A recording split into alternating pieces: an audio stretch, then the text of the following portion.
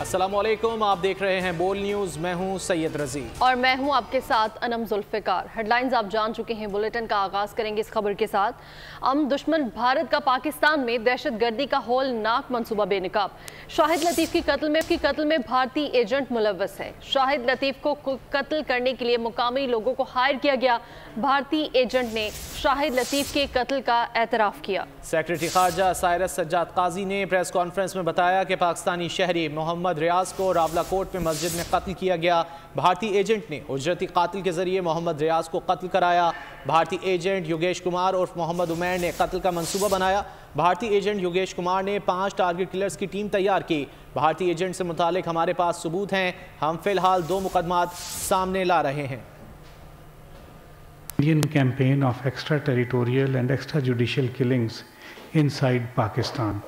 We have credible evidence of the links between Indian agents and the assassination of 2 Pakistani nationals on Pakistani soil. These are killings for hire cases involving a sophisticated international setup spread over multiple jurisdictions.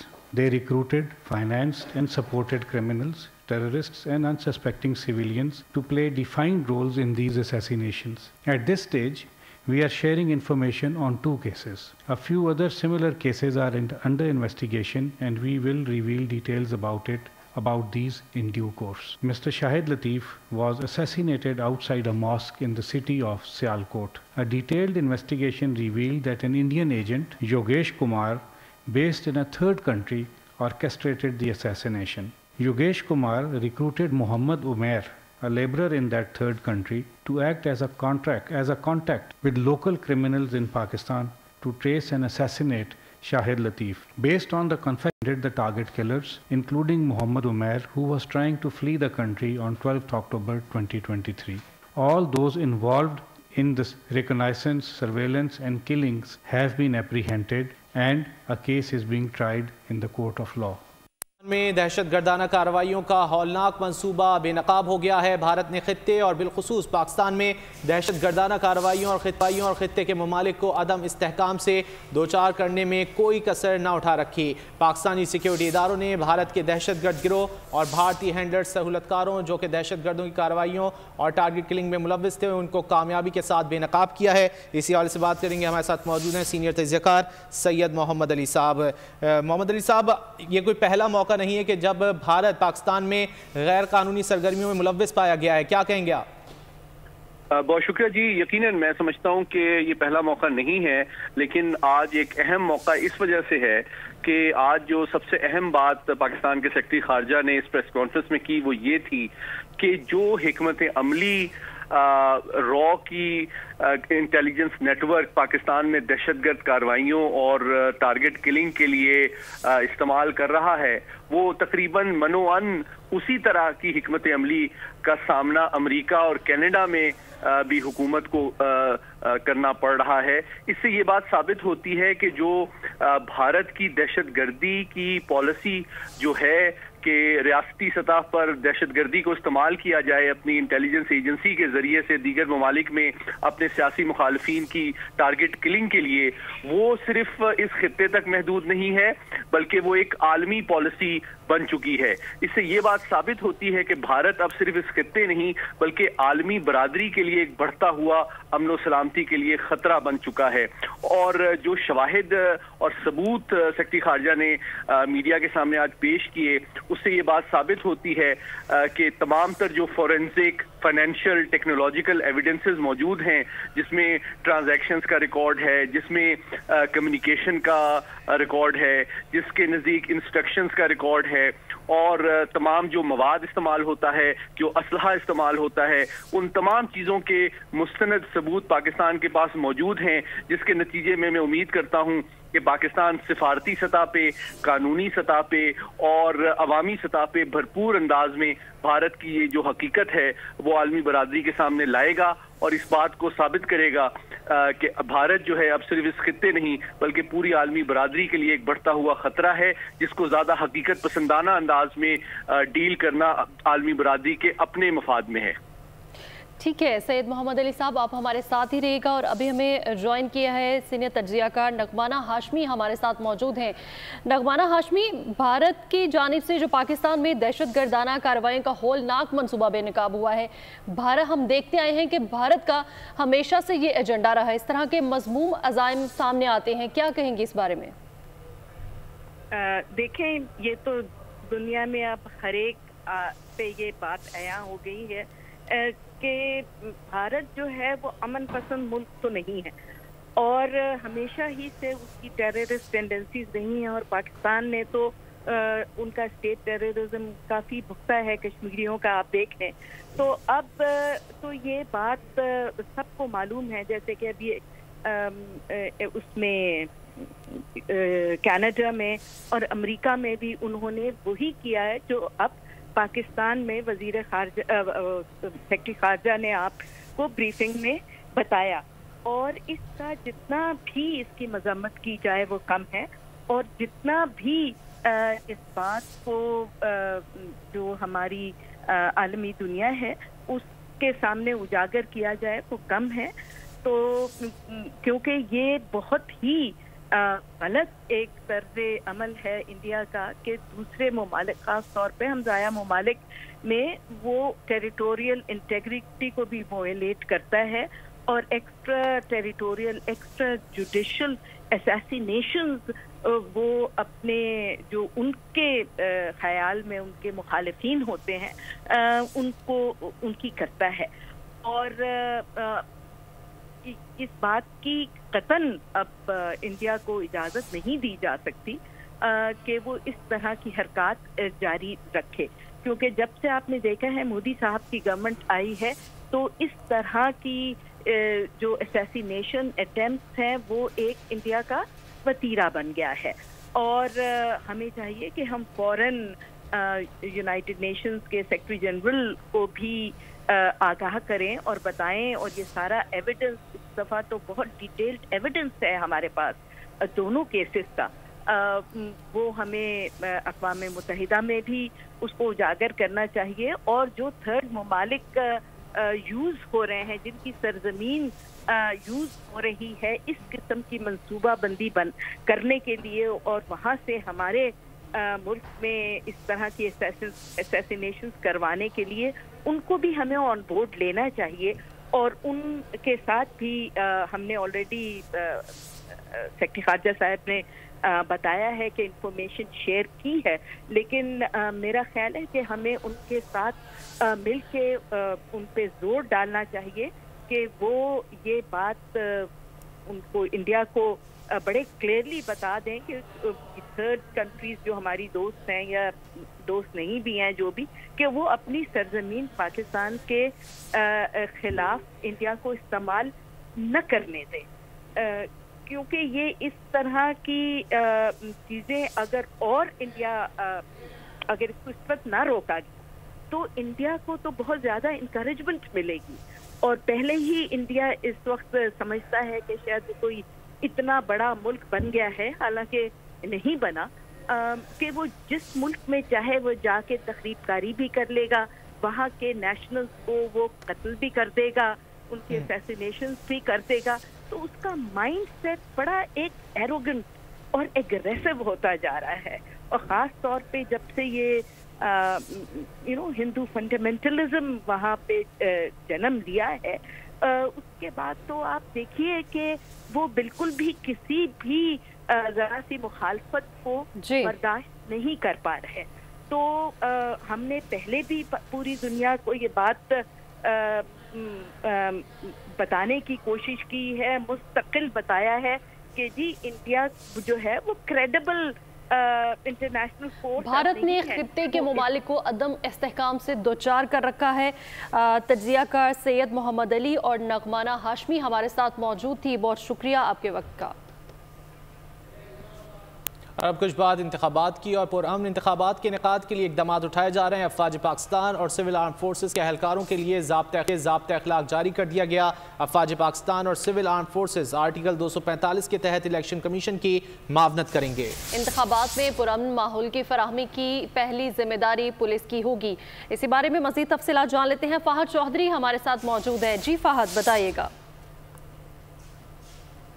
Civil arm forces کے لیے ضابطہ اخلاق election commission نے جاری کر دیا ہے، جس کے تحت فوجی اور نیم فوجی اہلکار صرف انتہائی حساس پولنگ اسٹیشنز کے باہر تعینات ہوں گے۔ Civil arm forces ballot papers کی چھپائی کے دوران سیکیورٹی فراہم کریں گی، جبکہ ڈی آر او کے دفاتر تک بیلٹ پیپرز کی ترسیل، انتخابی سامان کی پولنگ اسٹیشنز تک ترسیل اور پھر انتخابی عمل مکمل ہونے کے بعد سامان کی واپس ترسیل کو سیکیورٹی فراہم کی جائے گی۔ مسلح افواج آرٹیکل 220، 245 اینٹی ٹیررزم ایکٹ اور الیکشن ایکٹ کے تحت فرائض انجام دیں گے۔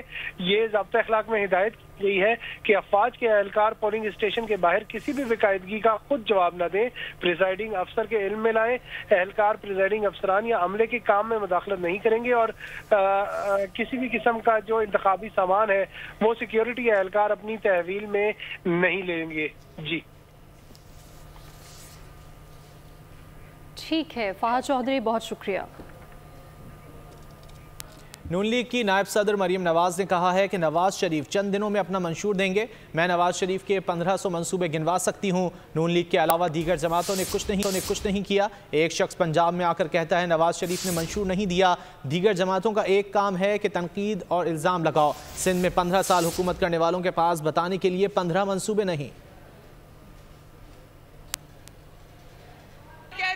شریف نے ابھی تک منشور نہیں دیا، اور لوگ جانتے ہیں نواز شریف منشور دے گا، انشاءاللہ آنے والے چند دنوں میں دے گا۔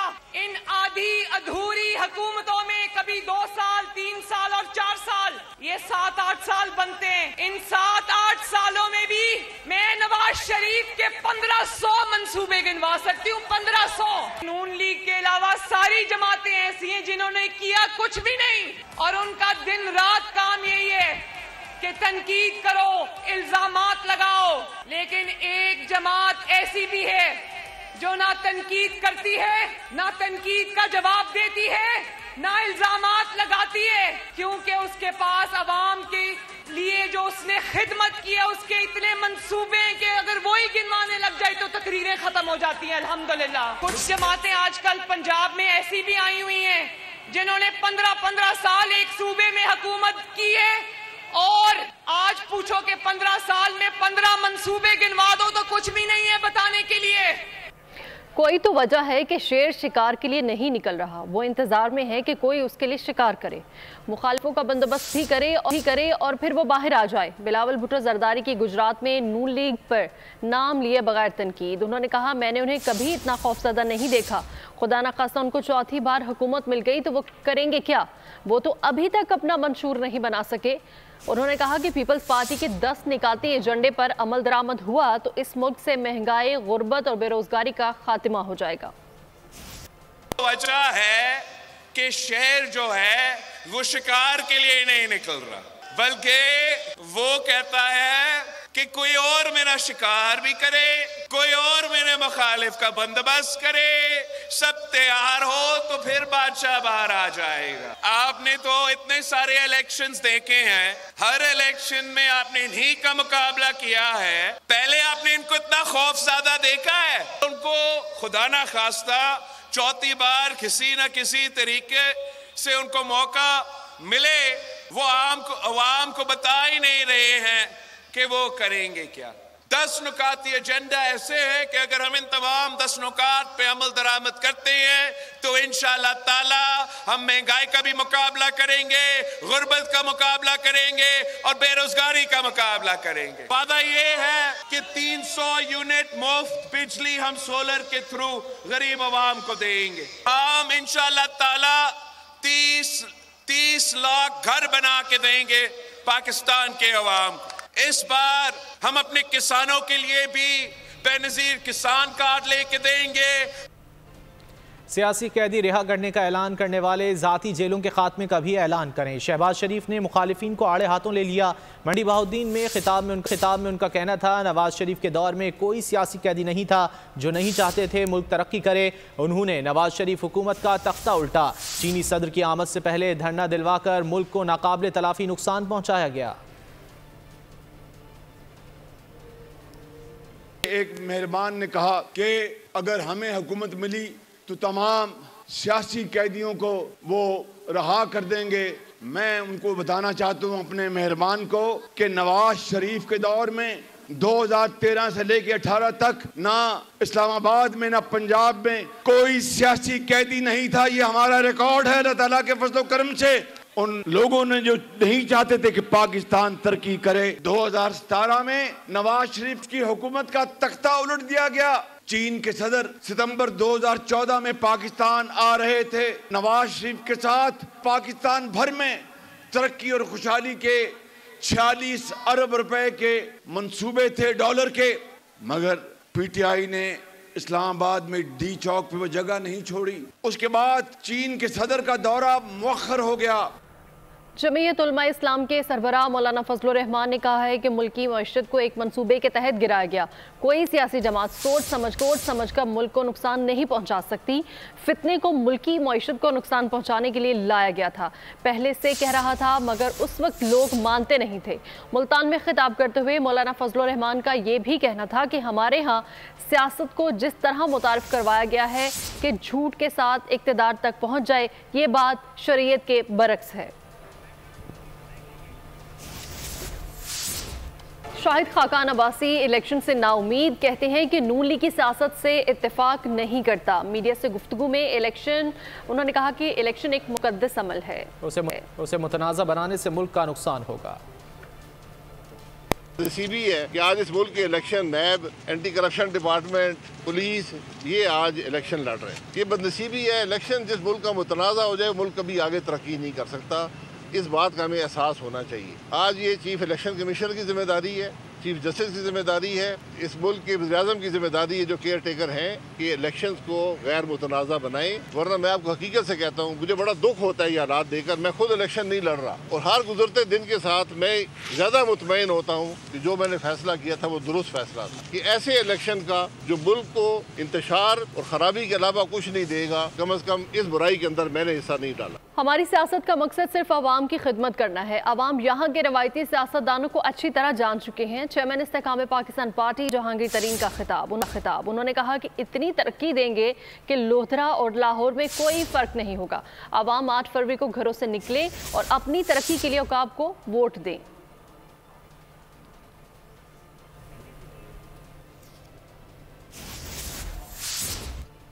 अवाम वोट का हक इस्तेमाल करें। बानी पीटीआई की पूरी तवज्जो इलेक्शन पर है। उन्होंने उम्मीदवारों से इंतखाबी मुहिम चलाने के लिए निकलने का कहा है। पीटीआई रहनुमा अली जफर की रावलपिंडी में मीडिया से गुफ्तगू, कहा उम्मीद है अवाम भरपूर तरीके से इंतखाबात में वोट डालेंगे। लेवल प्लेइंग फील्ड आईनी तकाजा है। प्लेइंग फील्ड मिलनी चाहिए और स्पेशली जब आपके सिर्फ 10 दिन रह गए हैं इंतखाबात में, तो उसके लिए पूरी तरह कैंपेन करने की पीटीआई को इजाज़त होनी चाहिए। तो ये उनका पैगाम था और उसके साथ उन्होंने फिर आखिर में हमेशा वो ये कहते हैं कि जहाँ तक वोटर्स का ताल्लुक़ है, अवाम का ताल्लुक़ है, उनसे दरख्वास्त ये है कि भरपूर तरीके से अपने वोट का हक़ इस्तेमाल करें और 8 तारीख को पूरी तरह इलेक्शन में हिस्सा लें। ये जो कुछ हो रहा है, जो कुछ मसाइल पेश आ रहे हैं वो अपनी जगह, लेकिन इलेक्शन अपनी जगह। इस इलेक्शन से ही असल आज़ादी मिलेगी। इस इलेक्शन से ही हम रूल ऑफ लॉ इस्टेब्लिश कर सकेंगे। हमने कराची की आवाम और नौजवानों से इत्तेहाद किया है। कौमी असम्बली की 22 और सूबाई की 47 नशिस्तों पर इलेक्शन लड़ रहे हैं। अमीर जमात इस्लामी हाफिज़ नईमुर रहमान की कराची के डिप्टी ब्यूरो चीफ आसिम भट्टी से खुसूसी गुफ्तगू, कहते हैं जो सियासी जमातें उस वक्त ऐलानात कर रहे हैं उन्होंने इक़्तिदार में रहकर आवाम के लिए काम क्यों नहीं किया। پاکستان خصوص سندھ اور کراچی میں سیاست میں جماعت اسلامی کا ہمیشہ سے بڑا اہم رول رہا ہے. میں اس وقت ادارہ نور حق میں موجود ہوں اور میرے ساتھ حافظ نعیم الرحمان صاحب موجود ہیں جنہوں نے ابھی گزشتہ الیکشن اور اس سے قبل بھی رواں جماعت جو کہ سندھ کی حکمران جماعت تھی انہیں بڑا سخت ٹائم دیا. السلام علیکم حافظ صاحب. وعلیکم السلام. حافظ صاحب الیکشن کی تیاریاں زور و شور سے جاری ہیں, کوئی سیٹ ایڈجسٹمنٹ ہو رہی ہے آپ کی کسی سے؟ نہیں, الیکشن پہ تو سب جا رہے ہیں اب, اور سیٹ ایڈجسٹمنٹ تو اس وقت ظاہر ہو بھی نہیں سکتی. اب تو سب کو نشان الاٹ ہو گئے ہیں اور الحمدللہ ہماری کیمپین بہت زبردست طریقے سے جاری ہے. اور ہم نے جو اتحاد کیا ہے وہ تو کراچی کے عوام سے اور کراچی کی یوتھ سے کیا ہے, ماں بہنوں سے کیا ہے, تو انشاءاللہ تعالیٰ اس کے نتائج بھی سامنے آئیں گے. تو اس وقت تو ہم آل آؤٹ جا رہے ہیں, تمام قومی اور صوبائی اسمبلی کے 22 قومی 47 صوبائی پہ لڑ رہے ہیں, اور اللہ نے چاہا تو بہترین رزلٹ آئے گا انشاءاللہ. حافظ صاحب, ایک جماعت مطلب دو تین جماعتیں جو ہیں وہ اعلان کر رہی ہیں ہم بجلی سستی کر دیں گے, اتنی نوکریاں دے دیں گے, ماضی میں بھی اعلانات ہوئے, آپ سمجھتے ہیں کہ آگے چل کے کچھ کر پائیں گے یہ؟ بھائی یہ جو اعلانات اس وقت کر رہے ہیں تو انہوں نے کیا کیوں نہیں؟ پی ڈی ایم کی حکومت تھی نا ابھی پچھلے 16-17 مہینے چلی, تو کیا کیوں نہیں؟ تو یہ آگے چل کر جو اعلانات کر رہے ہیں, تو کوئی 35 سال سے حکومت کر رہا ہے, کوئی 50 سال سے حکومت کر رہا ہے, کوئی 15 سال سے لگاتار سندھ پہ حکومت کر رہا ہے, تو انتخابی اعلانات ہیں, کر کچھ بھی نہیں سکتے. ان کو پتہ ہے اس کا امپیکٹ کیا آئے گا. یہ جو کہتے ہیں 200 یونٹ فری کر دیں گے, تو وہ 2000 ارب روپے کہاں سے لے کر آئیں گے یہ؟ تو اس کا مطلب یہ لوگوں کو بیوقوف بنانے کی باتیں ہوتی ہیں. اور اب سوشل میڈیا کا زمانہ ہے, اب اس طرح لوگ بیوقوف بنتے نہیں ہیں. اب تو لوگ پھر سوالات کرتے ہیں بلاول سے جگہ, اب تو انٹیریئر سندھ میں لوگوں سوال کر رہے ہیں بلاول سے. تو اب یہ چلنے والی چیزیں نہیں ہیں. اور سیدھی بات ہے, جماعت اسلامی کا اپنا بہت واضح ایجنڈا ہے. آپ نے دیکھا ہم نے تو کراچی کا منشور تک پیش کیا ہے. یہاں کی ٹرانسپورٹ, یہاں کے پانی, یہاں فری IT ایجوکیشن, اور یہاں پر اسکولوں کو ڈیولپ کرنا, اس قابل بنانا کہ غریب اور مڈل کلاس کے بچے وہاں پر معیاری تعلیم حاصل کر سکیں. یہ سب کریں گے انشاءاللہ. اس مرتبہ جماعت اسلامی کی پوزیشن اس طرح کی ہے کہ بلک میں جو سیٹیں موجود ہیں 47 صوبائی اور 22 قومی, اور اس کے ساتھ جو ہماری ریزرو سیٹیں ملا کے 90, اور پھر سینٹ کی سیٹیں, یہ اتنا بڑا چنک ہے کراچی کے پاس. یہ اب تک وڈیروں اور جاگیرداروں کی قربان گاہ پہ قربان کرتی رہی ہے MQM. اب MQM تو ہو گئی ہے فارغ بالکل, جتنے بھی مصنوعی سہارے تلاش کرے ووٹ نہیں پڑے گا.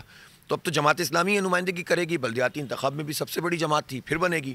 اب انشاءاللہ ہم دیکھتے ہیں کہ کون صوبائی حکومت کرتا ہے اور کون وفاقی حکومت کرتا ہے اور کراچی کو نظر انداز کرتا ہے. ہمارے بغیر نہ حکومت بنے گی نہ چلے گی. ایجنڈا ہماری ذات کا نہیں ہے, کراچی کے بچوں کا ہے. 2024 کے الیکشن میں دیکھنا ہے کہ جماعت اسلامی کے دعوے مکمل ہوتے ہیں. اور جماعت بہت شکریہ. اور اب کچھ دیگر خبریں. 27 مارچ 2022 کو جلسے میں بانی PTI نے ایک کاغذ لہرایا. 28 مارچ کو مجھے امریکی ایڈیشنل سیکرٹری کی جانب سے انٹرنل نوٹ موصول ہو گیا. امریکی حکام نے سابق وزیر اعظم کے عوامی بیان پر تشویش کا اظہار کیا.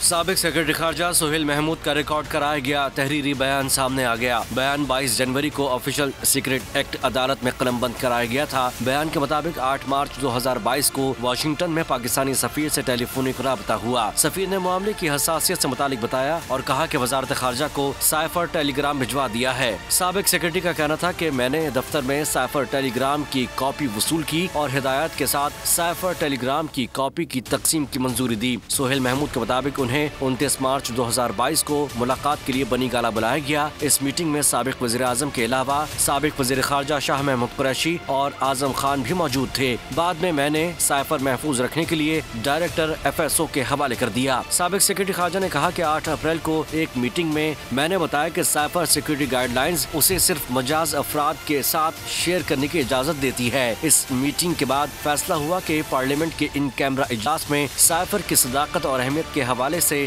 بریفنگ دی جائے. سہیل محمود نے کہا کہ 29 ستمبر 2022 کو میں وزارت خارجہ سے ریٹائر ہو گیا. اس وقت تک SPM سے سائفر کی کاپی وزارت خارجہ کو واپس موصول نہیں ہوئی تھی. چند عناصر ملک دشمن عناصر کے اعلی کار بنے ہوئے ہیں. دہشت گرد تنظیمیں ملک میں معصوم شہریوں پر حملوں کی ذمہ دار ہیں. بلوچستان کے وزیر اطلاعات جان اشرفزئی کہتے ہیں کہ حکومت نے ماہرنگ کے دھرنے کو تحفظ فراہم کیا. بلوچ عوام نے دھرنے کو مسترد کیا. اداروں کے خلاف اقدامات پر دھرنے کی شرکا کے خلاف کارروائی ہوگی. ایمنسٹی انٹرنیشنل کو مقبوضہ کشمیر میں مظالم کیوں نظر نہیں آتے؟ پاکستانی حکومت نے ڈاکٹر مہارنگ بلوچ کی قیادت میں لانگ مارچ کو پورے سفر میں سہولیات فراہم کی اور ان کی حفاظت کو یقینی بنایا. یکجہتی کمیٹی کے کالعدم تنظیموں جیسے BLF اور BLA سے اچھی طرح سے دستاویزی روابط کو آسانی سے نظر انداز کرنا زیادتی और हकायक से आंखें चुराना है। ये दहशतगर्द तंजीमें बेशुमार दहशतगर्द हमलों और मासूम शहरियों के खिलाफ मजालिम की जिम्मेदार हैं। सितम ज़रीफ़ी ये है कि एमनेस्टी इंटरनेशनल लॉन्ग मार्च की हालत ज़ार पर इस कदर तशवीश का इजहार करती है, जबकि मकबूजा कश्मीर में भारतीय अफवाज की तरफ से इंसानी हकूक़ की संगीन खिलाफ वर्जियों पर आंखें बंद किए हुए हैं। महंगे फर्नेस ऑयल से बिजली की पैदावार आवाम की जेबों पर भारी पड़ने लगी। दस्तावेजात के मुताबिक गुज़िश्ता साल दिसंबर में डीजल से सबसे ज़्यादा महंगी बिजली पैदा की गई, जो फ़ी यूनिट 42 रुपये 15 पैसे में पड़ी। सारिफीन को सिर्फ एक माह में महंगे फर्नेस ऑयल के बायस 50 अरब का इजाफी बोझ पड़ेगा। महंगे फर्नेस ऑयल से बिजली की पैदावार, कीमत में मज़ीद इजाफे का इम्कान। एक माह में सार्फिन को 50 अरब रुपए का इजाफी बोझ बर्दाश्त करना पड़ेगा। दस्तावेज़ात के मुताबिक दिसंबर 2023 में डीजल से सबसे ज्यादा महंगी बिजली पैदा की गई, जो फी यूनिट 42 रुपए 15 पैसे में पड़ी। दिसंबर 2022 और नवंबर 2023 में डीजल से बिजली पैदा नहीं की गई थी। CPPA ने दिसंबर की एडजस्टमेंट में फी यूनिट 5 रुपए 62 पैसे इजाफा मांग रखा है। नेपरा 31 जनवरी को FCA पर समात के बाद हतमी फैसला करेगा। मंजूरी की सूरत में सार्फिन एक माह के लिए 50 अरब रुपए का इजाफी बोझ अदा करेंगे। गजा की बात करेंगे। इसराइली फोर्सेस का खान यूनिस में अक़वाम मुत्तहिदा के ट्रेनिंग सेंटर पर हमला, सीनियर एहलकारों समेत 9 अफराद जान से हाथ धो बैठे, जबकि 75 अफराद जख्मी हो गए। गुज़श्ता 24 घंटों में 250 फ़लस्तीनी शहीद। मरकज़ में 800 अफराद पनाह गुज़ीन मौजूद हैं। इसराइली सकाफती वर्से के वजीर ने गजा की पट्टी पर जोहरी हथियार गिराने का मुतालबा कर दिया है। आलमी अदालत इंसाफ इसराइल की गजा में नस्ल कुशी के खिलाफ मुकदमे में जनूबी अफ्रीका की दरख्वास्त पर जुमे को पाकिस्तानी वक्त के मुताबिक शाम 5 बजे फैसला सुनाएगी। इसराइली फोर्सेस का खान यूनिस में अक़वाम मुत्तहिदा के ट्रेनिंग सेंटर पर हमला, आलमी इदारे के तरबियती मरकज़ में सैकड़ों फ़लस्तीनियों ने पनाह ले रखी थी। गजा में अक़वाम मुत्तहिदा रिलीफ एंड वर्क्स एजेंसी बराए फ़लस्तीनी पनाह गुज़ीन के मुताबिक सोशल मीडिया पर कहा कि हज़ारों अफराद पर मुहित पनाह गुज़ीन कैंप पर हमला हुआ, जिससे इमारतों में आग भड़क उठी और बड़े पैमाने पर जानी नुकसान हुआ। सेंटर तक हिफाजती रसाई 2 दिनों से ममनू है, लोग फंसे हुए हैं। खान यूनिस से लाखों फ़लस्तीनियों को जबरी बेदखली पर मजबूर कर दिया गया। अलमल अस्पताल के इर्द गिर्द मुकम्मल कर्फ्यू नाफिज कर रखा है। इमदादी कार्रवाइयों में इसराइली रुकावट से इमदादी ट्रकों की तादाद सिर्फ 200 यौमिया रह गई और जख्मी हो गए। एक इसराइली ड्रोन तैयारा जबकि कई टैंक और बुलडोजर तबाह हुए। इसराइल और हमास में 1 माह की जंगबंदी, यरगमालियों समेत इसराइली जेलों में कैद फ़लस्तीनियों की रिहाई पर मुत्तफ़िक़ हैं, लेकिन फरीक़ैन में दीगर इख्तलाफात मौजूद हैं। आलमी अदालत इंसाफ इसराइल की गजा में नस्ल कुशी के खिलाफ मुकदमे में जनूबी अफ्रीका की दरख्वास्त पर जुमे को फैसला सुनाएगी। आलमी अदालत का कहना है 17 जजों का पैनल इसराइल के खिलाफ दरख्वास्त का फैसला सुनाएगा, जो हतमी नहीं होगा। ये फैसला 26 जनवरी जुमे को पाकिस्तानी वक्त के मुताबिक शाम 5 बजे सुनाया जाएगा। भारत का पाकिस्तान में दहशतगर्दी का हौलनाक मंसूबा बेनकाब, शाहिद लतीफ़ के कत्ल में भारतीय एजेंट मुलव्विस निकले। कत्ल करने के लिए मकामी लोगों को हायर किया गया। भारतीय एजेंट शाहिद लतीफ़ के कत्ल का एतराफ़ भी कर चुके हैं। रॉ एजेंट पाकिस्तान में किन दहशतगर्द कार्रवाइयों में मुलव्विस रहे, आपको दिखाते हैं। तुर्बत में रीजनल इलेक्शन कमिश्नर ऑफिस पर नामालूम मोटरसाइकिल सवारों की फायरिंग से पुलिस एहलकार शहीद हो गया। एहलकार की शनाख्त निमरोज के नाम से हुई है। मुल्ज़िमान फायरिंग के बाद फरार हो गए। SSP केच ज़िया मंदुखील और दीगर अफसरान ने जाए वक़ुआ का मुआयना किया है। मुल्ज़िमान की तलाश के लिए कार्रवाई का आगाज़ कर दिया गया है। पेशावर में हम दुश्मनों का वार, थाना दुर्जई के इलाके में नामालूम अफराद की फायरिंग से पुलिस एहलकार शहीद हो गया। पुलिस के मुताबिक कांस्टेबल कामरान बच्चों को स्कूल वैन तक छोड़ने आए थे। हमलावर फायरिंग के बाद पैदल खेतों में फरार हो गया।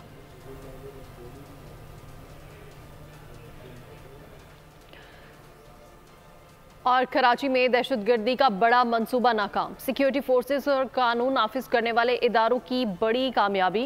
कार्रवाई में अहम दहशतगर्द कमांडर समेत 17 दहशतगर्दों को गिरफ्तार कर लिया गया है। ये नेटवर्क अफगानिस्तान में TTP की आला क़यादत के लिए भत्ताखोरी की सरगर्मियों और अगवा बराए तावान के जरिए फंड्स इकट्ठा करता था। कराची में TTP के दहशतगर्दों का बड़ा नेटवर्क बेनकाब, सिक्योरिटी फोर्सेज और कानून नाफिज करने वाले इदारों की बड़ी कामयाबी। इंटेलिजेंस एजेंसीज ने बर वक्त कार्रवाई करते हुए दहशतगर्दों के अज़ाइम को नाकाम बनाते हुए कराची से गिरफ्तार कर लिया। ये दहशतगर्द टारगेट किलिंग और भत्ता वसूली जैसे संगीन जराइम में कानून नाफिज करने वाले इदारों को मतलूब थे। कार्रवाई में अहम दहशतगर्द कमांडर समेत 17 दहशतगर्दों को गिरफ्तार किया गया। गिरफ्तार दहशतगर्द 2007 ta 2014 तक TTP नेटवर्क का हिस्सा थे और सवात, मालाकंड उत्तराखंड में सिक्योरिटी फोर्सेज और फलाही तंजीमों कराची में फिरका वाराना समेत नस्ली बुनियादों पर टारगेट किलिंग और कानून नाफिज करने वाले इदारों पर हमलों में भी मुलव्विस थे। ये नेटवर्क अफगानिस्तान में TTP की आला क़यादत के लिए भत्ताखोरी की सरगर्मियों और इग़वा बराए तावान के जरिए फंड्स इकट्ठा करता था। सिक्योरिटी फोर्सेज और कानून नाफिज करने वाले इदारे पाकिस्तानी अवाम की मुकम्मल हिमायत से दहशत गर्दों के मज़मूम अज़ाइम को खाक में मिलाने के लिए पुरअज़्म हैं। और अब कुछ कारोबारी अहवाल। कराची सराफा मार्केट में सोने की कीमत में 1400 रुपये की कमी रिकॉर्ड की गई। रुपए की कदर में इस्तेहकाम रहा। इंटरबैंक में अमरीकी डॉलर 279 रुपये 67 पैसे पर ही बरकरार रहा। पाकिस्तान स्टॉक एक्सचेंज में कारोबार का अख्तिताम मंदी पर हुआ। कराची सराफा मार्केट में सोने की कीमत में 1400 रुपए की कमी, सोना 2,13,800 रुपए फी तोला हो गया। 10 ग्राम सोने की कीमत 1200 रुपए की कमी से 1,83,300 रुपए का हो गया। पाकिस्तान स्टॉक मार्केट में कारोबार का इख्तिताम मंदी पर हुआ। 100 इंडेक्स 524 पॉइंट्स की कमी से KSE 100 इंडेक्स 64,298 पॉइंट्स पर बंद हुई। मार्केट में ट्रेडिंग के दौरान इंडेक्स 65,213 पॉइंट्स पर भी ट्रेड हुआ। रुपए की कदर में इस्तेहकाम रहा। इंटरबैंक मार्केट में अमरीकी डॉलर 269 रुपए 67 पैसे पर ही बरकरार रहा। मुल्क में खुश्क सर्दी के डेरे। पंजाब और खैबर पख्तूनख्वा में धुंध ने मंजर धुंधला दिए। 19 परवाजें मनसूख, 5 को मुतबादिल एयरपोर्ट्स पर मुंतकिल किया गया। शदीद धुंध ने ट्रेनों का पहिया भी जाम कर दिया। बलाई इलाकों में सयाहों का इंतजार खत्म होने के करीब। मुल्क के मैदानी इलाकों में धुंध, मामूलात ज़िंदगी दरहम बरहम। पंजाब और खैबर पख्तूनख्वा में धुंध ने मंजर धुंधला दिए। बालाई सिंध में भी मंजर नजरों से ओझल हो गए। मुल्क भर से मुतादिद परवाज़ें मनसूख, मुतबादिल एयरपोर्ट्स पर मुंतकिल किया गया। शदीद धुंध ने ट्रेनों का पहिया भी जाम कर दिया। घंटों ताख़ीर का शिकार नहीं। मोटरवेज पर भी सुबह के औकात नो एंट्री रही। खुश्क सर्दी से घबराए पाकिस्तानियों के लिए बड़ी खुशखबरी आ गई। महकमा मौसमियात ने बालाई खैबर पख्तूनख्वा और आज़ाद कश्मीर में बारिश की पेशगोई कर दी। गिलगित बल्तिस्तान में बर्फबारी का इम्कान। मलका कोहिसार मरी में भी चांदी बिखरने की तवक्को है। शुमाल मशरक़ी बलूचिस्तान में आज कहीं कहीं गरज चमक के साथ हल्की बारिश का इम्कान है। गुज़िश्ता रोज सबसे कम दर्जा हरारत स्कर्दू में -10 रहा। लह -9, स्तोर, कालाम और गिलगित में -6 सेंटीग्रेड रिकॉर्ड किया गया।